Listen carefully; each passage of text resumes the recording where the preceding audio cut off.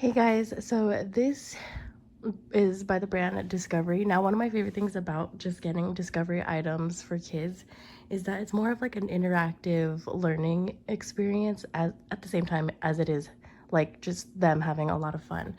But like these are really cool because there's just a whole bunch of different things that they can learn, how things work, how to make it. So this one is actually an engine one. So this is a little engine and then you build it up.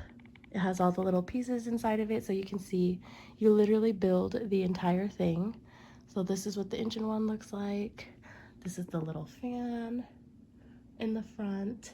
And so after you build it all together, which actually this takes a bit of time, so this actually took my nephew about like an entire full day, obviously with some breaks in between, but he did it all by himself and he's 7 years old.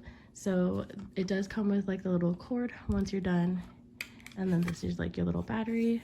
And so once you have it all built up, you stick this inside here, and then you can see the fans start to move, and then everything on the inside start to work. And this is how an engine works.